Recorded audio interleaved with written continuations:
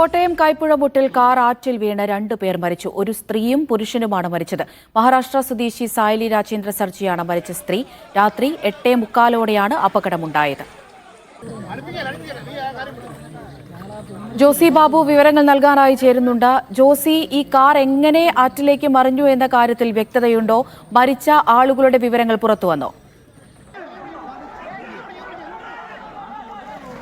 അമൃത, കോട്ടയം ഭാഗത്തു നിന്നും ചേർത്തല ഭാഗത്തേക്ക് പോയ കാറാണ് അപകടത്തിൽപ്പെട്ടത്. എറണാകുളം രജിസ്ട്രേഷനിലുള്ള റെന്റേ കാറാണ് അപകടത്തിൽപ്പെട്ടതെന്ന് വ്യക്തമായിട്ടുണ്ട്.